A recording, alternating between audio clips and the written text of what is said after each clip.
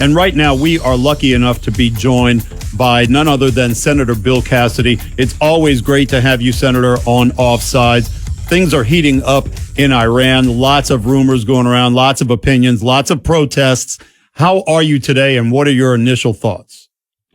My initial thoughts is I think that the president has played this very well.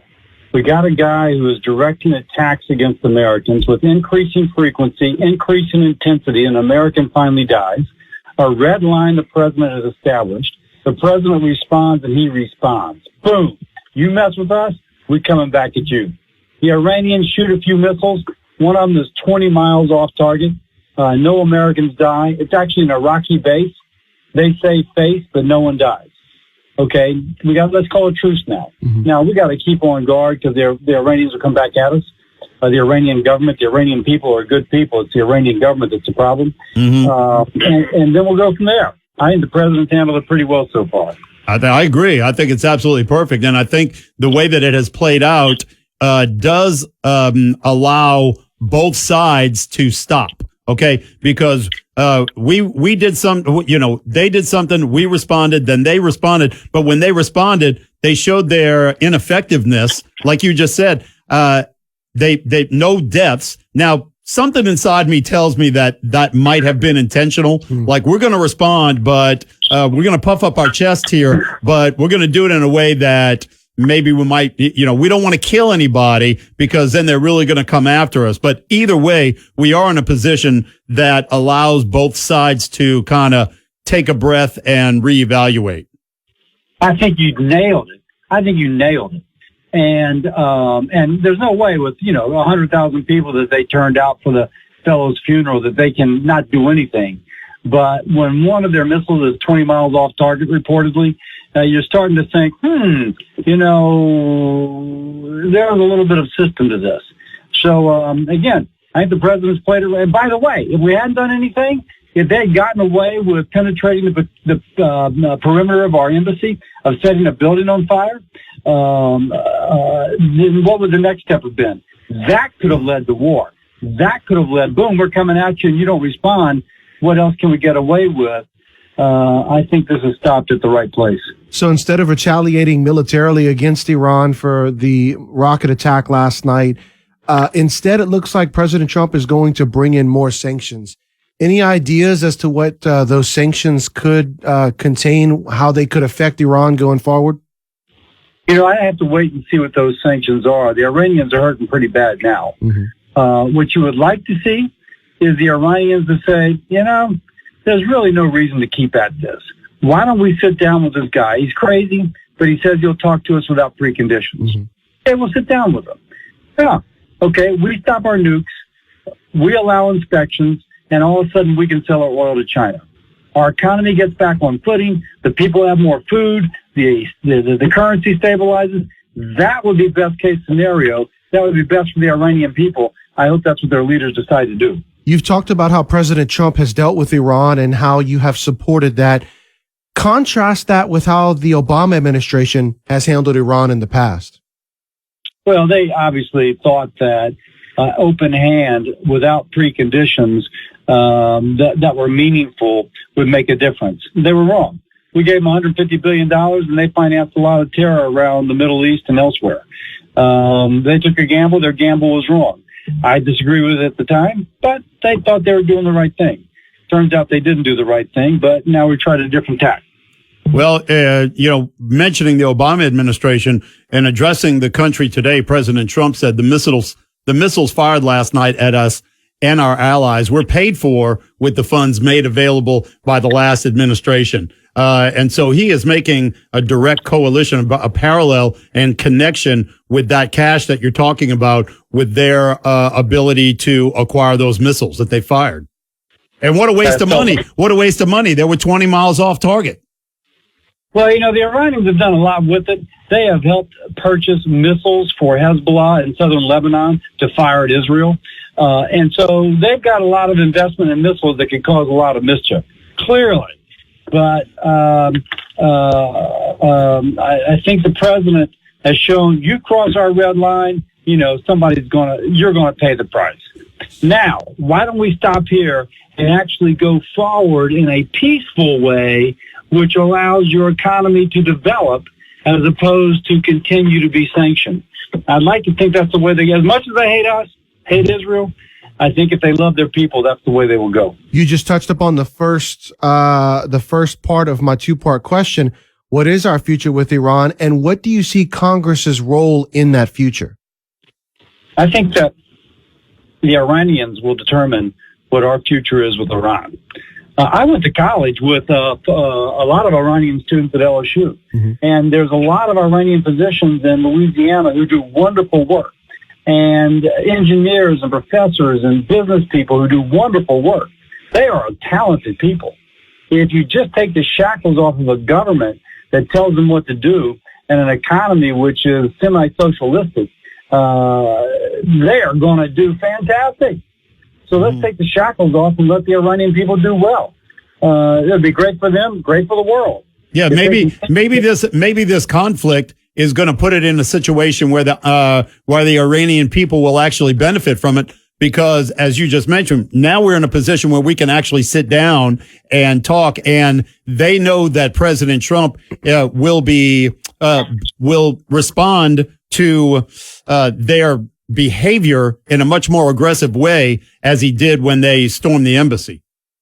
There was a woman, the Al Jazeera is this website that comes out of the Middle East, kind of a Middle East perspective. They had a guest columnist who was saying kind of that same thing. Don't shed a tear for this fellow. He's inflicted lots of misery upon Iranians and upon non-Iranians. So we're speaking with U.S. Senator Bill Cassidy, and we've been talking about the Iran situation, but we're going to move in another direction now, because today was also a big day for Steve Gleason and those who are striving to stop ALS. The former New Orleans Saint and ALS advocate was awarded the Congressional Gold Medal. It's the highest honor Congress can bestow on a civilian. And Senator Cassidy, you were the original filer of the legislation to award the medal. Talk to us about your time working with Gleason's charitable organization, Team Gleason, and how Gleason inspired you and made you want to have him honored. Hang on. Everybody's been inspired by the blocked punt after Katrina, the Dome first game, Dirty Birds in the Dome. He blocks the punt, scores a touchdown scored, and boom, we win the game. So, and now he's got a statue in front of the Dome. Kind of an example of how a single person, in this case, Steve Gleason, can become a symbol for hope. Well, then he got diagnosed with Lou Gehrig's disease. And for those who don't know it, you lose the power, progressively you lose the power to move. So you meet Steve, and he's in a wheelchair, and the only thing he can move is his eyes back and forth, and he can blink. And that's it. That's it. Yeah. So you talk to him, he looks up at a board, he blinks his eyes and says, hello, how are you? I'm great, man. What's going on? Well, I'm just sitting here enjoying life. And he clicks, and he talks to you by clicking his eyes. So he could have been defeated by this terrible illness. Instead, just like blocking that punt gave hope to a city and a state, now with that illness, he's worked to help find cures, to create research consortiums, to bring services to people with ALS. Man, he's still doing for society what he did with that block punt for New Orleans and Louisiana. Yeah. Speaking of the black punt, one of the things I wanted to ask you when we brought up the Steve Gleason issue, and everybody remembers where they were at the time of that block punt. Tell us, Senator, where were you? Tell us about your personal memory about that moment, because I'm originally from New Orleans and I've been a Saints fan for a very long time. And the fear of almost losing that team after Katrina and then their return into the Dome and then watching that game. And that happened very early in the game. I believe at the Falcons' first possession. It was such an incredible moment for Saints fans. And I've always had the opinion that at that very moment, everybody was a Saints fan. Even people in Atlanta had to have been feeling good about the situation. So tell us, where were you? I was at home watching the game. Where were you?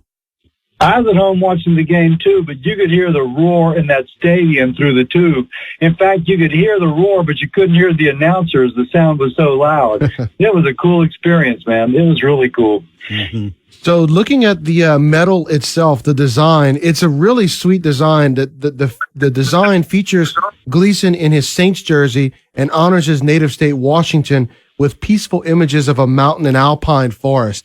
And I think that's like the perfect illustration of who Steve Gleason is. You know, you think of him, you think of New Orleans Saints, but you also think of someone who has enjoyed nature so much. He and his wife have been well documented, and how much they've enjoyed getting out in nature, even as he has fought ALS, making it a point to get out in nature and still enjoy the beauty that it has. Yeah, so he helped design, and so, you know, it's not a standard design. You design it yourself, and he helped come up with it. He's from Washington State. Patty Murray, the senator from Washington State, was my co-lead in terms of getting this done on the Senate side, and they claim him. Microsoft, Washington State company, helped develop the hardware software that helps him communicate with people and is now available to everybody through the Steve Gleason Give Them a Voice Act, which Vitter started and I helped at the end to get completed as part of federal law. And so he's got a lot of ties and a lot of ongoing commitments from the people in Washington State, but he's wearing a Saints jersey, and we love him for it. Yeah. Well, clearly you're a Saints fan, and you're a senator from Louisiana. So what is your thoughts about next year with the Saints? Will Drew Brees, because look, now we're going to get to know Bill Cassidy, the man. Okay? We know you as a senator. We want to know you as a Saints fan because that's what really counts. So I think Drew's coming back. You do? Okay. Tom Brady's hit the kind of end of the line, right? You know, he's just not the guy he once was. Drew still is putting the ball where he needs to put it. I can see him coming back for another year, and that gives the Saints the ability to continue to develop Teddy. I think Teddy's happy where he is. Teddy did a good job. So if Drew decides to wrap it up, I get it. He goes out on top, but I think he'd like another ring. I think he's saying that we can expect to see Drew and Teddy back.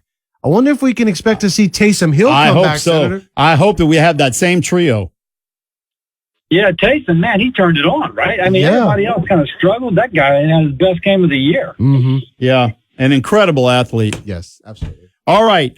Thank you very much, Senator Cassidy. Great always having you here on Offsides, talking about Iran, talking about Steve Gleason, and talking about Drew Brees. What better, what can you get any better? Yes, sir, go ahead. Let me congratulate the Cajuns for a great season, for a great bowl win. Good point. You know, LSU's kind of overshadowed, but the Cajuns, Louisiana Tech beat University of Miami. Tulane had a great bowl victory. It's just been a good year for college football in Louisiana. Yeah, national championship coming up, too. Yep. Isn't that cool, man? Go Tigers. All right, Senator. Thank you, sir. Great to have you here on Offsides.